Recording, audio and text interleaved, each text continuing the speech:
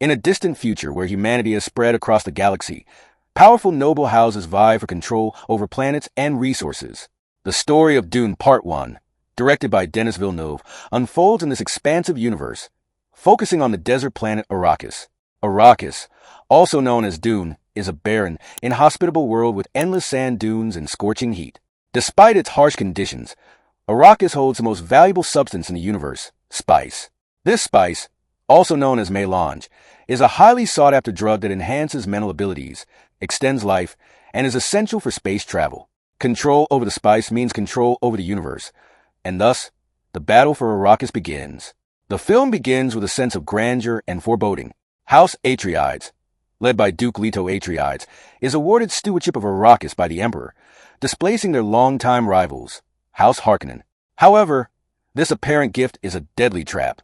The Emperor, fearing the rising influence of House Atreides, secretly conspires with House Harkonnen to destroy them.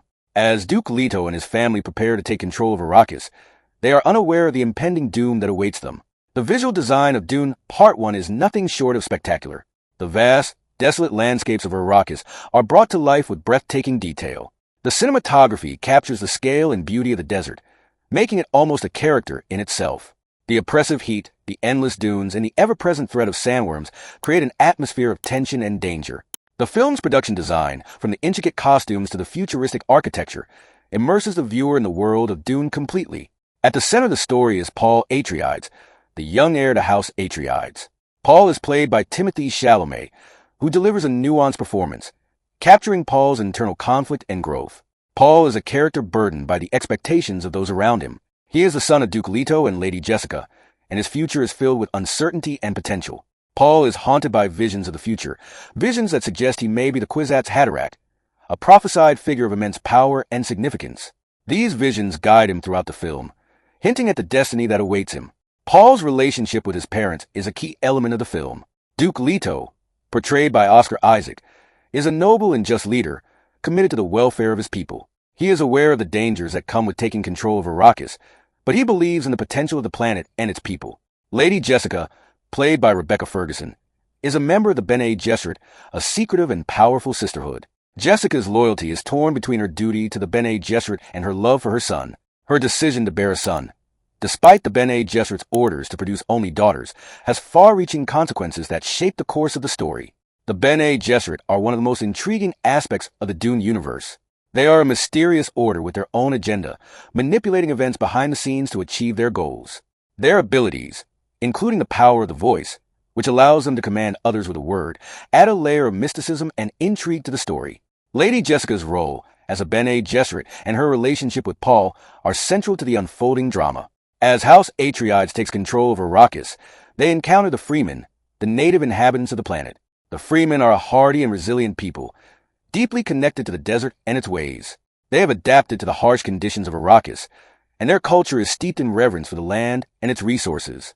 Stilgar, played by Javier Bardem, is the leader of a Freeman tribe. He is initially wary of the newcomers, but sees something special in Paul. The Freemen's knowledge of the desert and their skills in survival are crucial to Paul's journey and the future of Arrakis.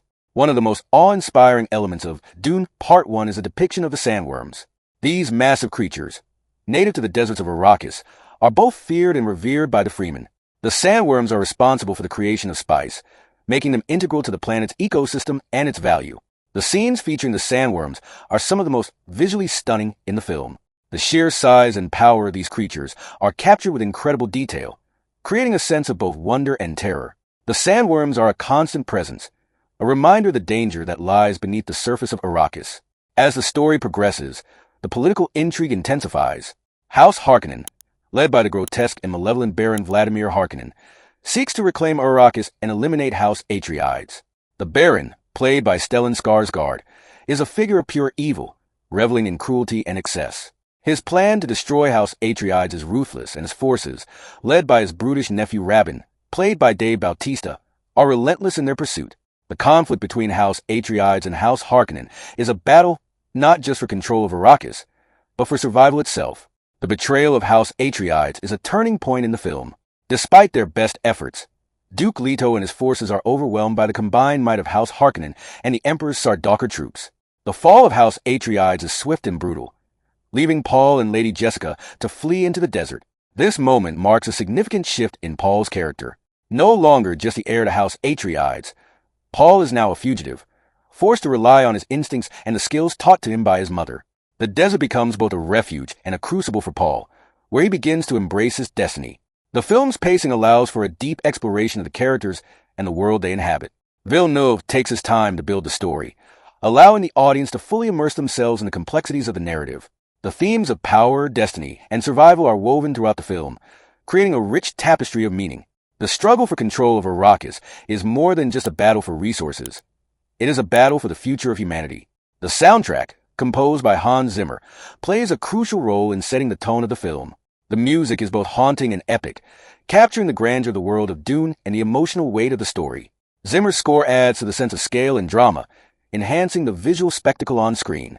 As the film draws to a close, Paul and Lady Jessica find themselves among the Freemen, where Paul begins to take on the mantle of leadership. The Freemen recognize in Paul the potential to fulfill their prophecies of a Messiah who will lead them to freedom. The film ends on a note of uncertainty, with Paul poised to embrace his destiny, but with much left unresolved. The stage is set for the continuation of the story, with the promise of even greater challenges and revelations to come. Dune Part 1 is a cinematic achievement that succeeds in bringing Frank Herbert's complex and richly detailed world to life. The film is a visual and auditory feast, with a story that resonates on multiple levels.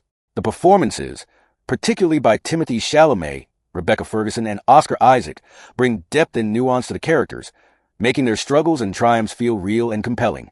Villeneuve's direction ensures that the film remains faithful to the spirit of the original novel, while making it accessible to a modern audience.